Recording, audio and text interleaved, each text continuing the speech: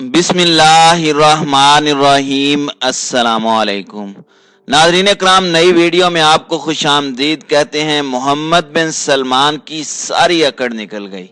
इस्लामाबाद पहुंचकर मिन्नतों और पांव पड़ने का आगाज हो गया।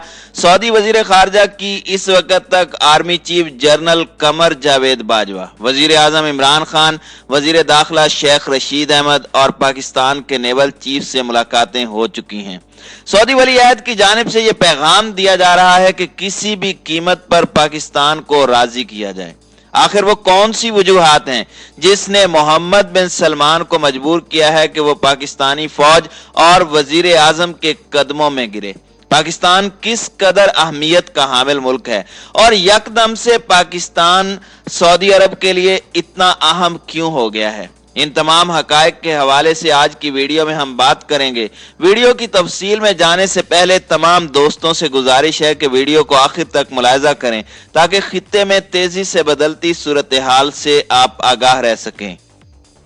नाज़रीन इकराम, सऊदी शहजादे मोहम्मद बिन सलमान जिसका मिजाज आसमान पर पहुंचा हुआ था, आखिर वो यकदम इस पोजीशन पर कैसे पहुंच गया कि वो सऊदी अरब जो पाकिस्तान से सीधे मुंह बात करने के लिए तैयार नहीं था, अब उसका सफीर पाकिस्तान की तमाम लीडरशिप के मिन्नतें तरले करता फिर रहा है। ये ऐसे नहीं हुआ, बल्कि इसके पीछे बहुत सी वजूहात हैं। इस वक्त मोहम्मद बिन सलमान बहुत बड़ी बड़ी मुसीबतों में मुब्तला हो चुका है। सऊदी अरब में बहुत जल्द कोई बहुत बड़ी तब्दीली होने जा रही है। तुर्की और ईरान ने सऊदी अरब की नाक में दम कर रखा है। नई आने वाली अमरीकी इंतजामिया उसके लिए बहुत ज्यादा खौफनाक साबित होने वाली है। शाह सलमान ने अपनी जिंदगी में इसराइल को तस्लीम करने से इनकार कर दिया है। शाही खानदान इस हवाले से तकसीम हो चुका है और इसमें बहुत ज्यादा इख्तलाफात जारी हैं।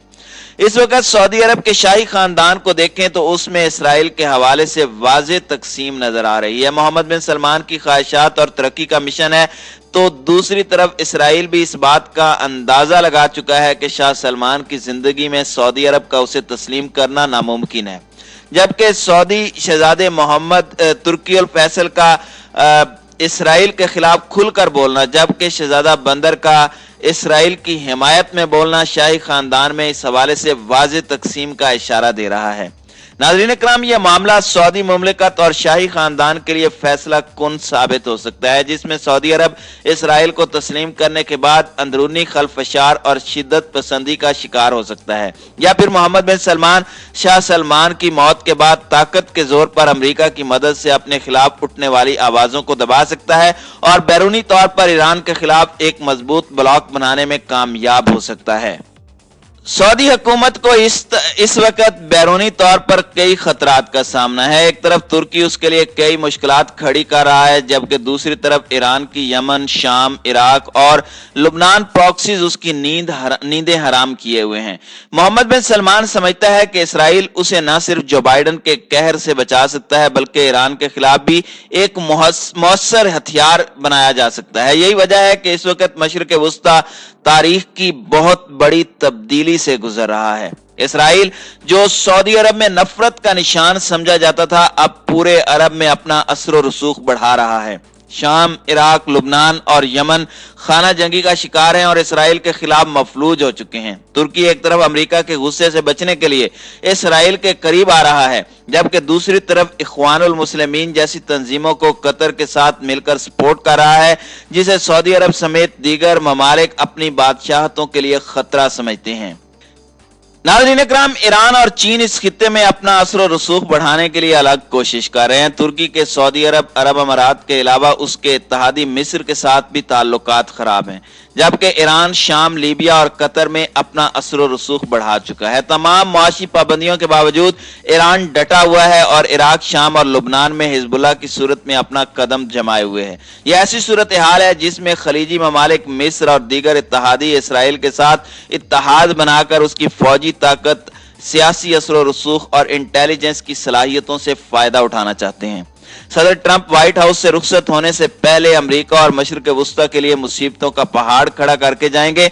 हालात इस हद तक खराब करने की कोशिश की जा रही है कि इसराइल की मदद से ट्रंप अपने जाने से एक हफ्ता पहले ईरान से शरारत की प्लानिंग कर रहा है, ताकि हालात इस नहज पर पहुंच जाएं कि जो बाइडन के लिए ईरान को कोई भी रियायत देने का ऑप्शन न रहे। इस सिलसिले में गुज़श्ता एक साल से कई कोशिशें की गई, जिसमें जनरल कासिम सुलेमानी से लेकर मोहसिन फखरीजादे तक तमाम ऑप्शन इस्तेमाल किए गए। इसराइली फौज को हर तरह की सूरत हाल से निपटने के लिए तैयार किया जा रहा है, जबकि इसराइल के आबदोजों को गल्फ की तरफ रवानगी की खबरें भी लीक की जा रही हैं। कई दफा ऐसे हालात में यह अंदाजा लगाना मुश्किल होता है कि असल निशाना ईरान है या सऊदी अरब। मशरिक़ वुस्ता पर नजर डाली जाए तो हर तरफ मुसलमान का गला काट रहा है। एक मुस्लिम मुल्क दूसरे मुस्लिम मुल्क की जड़ें खोखली कर रहा है। हर तरफ साजिशों का एक ऐसा जाल है कि उसमें एक एक करके तमाम मुस्लिम ममालिक धंसते जा रहे हैं। नाज़रीन इकराम, 20वीं सदी के मशरिक़ वुस्ता पर अगर नजर डाली जाए तो पहले सल्तनत उस्मानिया का खात्मा होता है, उसके बाद फ्रांस, अमेरिका, रूस और बरतानिया का पूरी दुनिया पर तसल्लुत कायम हो जाता है। इसराइल का क़याम अमल में लाया जाता है। तमाम अरब ममालिक मिलकर भी इसराइल से हार जाते हैं और उसका तसल्लुत मजीद मजबूत हो जाता है। इसराइल के साथ मामलात का हल निकालते निकालते खुद यासिर अराफात इसराइल को तस्लीम कर लेते हैं। एक एक करके इसराइल के खिलाफ मुतवक्के खतरा समझे जाने वाले तमाम ममालिक को तबाह कर दिया जाता है। अरब स्प्रिंग रही सही कसर पूरी कर देती है और दाइश की तबाही किसी से ढकी छुपी नहीं है, जिन्होंने मुसलमानों के खिलाफ भी ताकत के जौहर दिखाए। और अब सऊदी अरब और उसके खलीजी इत्तेहादी मिस्र और इसराइल ईरान के खिलाफ फैसला कुन मार्के की तैयारी कर रहे हैं, जिसमें मैदान जंग सिर्फ मुस्लिम ममालिक होंगे।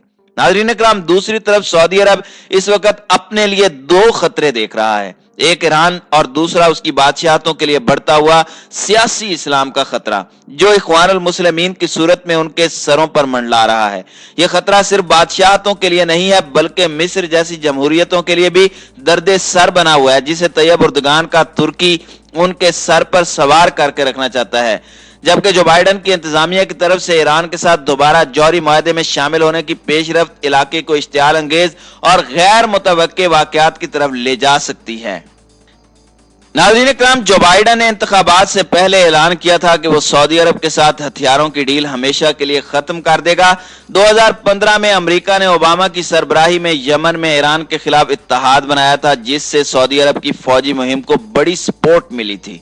सऊदी अरब ने यमन में सिविलियन आबादी को बड़ी बेदर्दी से निशाना बनाया, जिसका इल्जाम ओबामा पर भी आता है, लेकिन यह बात यहीं नहीं रुकी और उसके बाद ट्रंप ने जीत कर सऊदी अरब का दौरा किया और अपने पहले दौरा सऊदी अरब में शाह सलमान के साथ 110 अरब डॉलर की डील की। इन अमरीकी हथियारों ने यमन में नाकाबिले बयान जुल्म की कहानियों को जन्म दिया और ये हथियार घरों, स्कूलों और बच्चों से भरी बसों समेत हर जगह इस्तेमाल हुए और सऊदी अरब ने अमरीकी मुआहदे की खिलाफ वर्जी की। मगर ट्रंप ने मोहम्मद बिन सलमान को खुली छुट्टी दे रखी है। अमेरिकी कांग्रेस में भी इस हवाले से बहुत मुखालिफत पाई जाती है।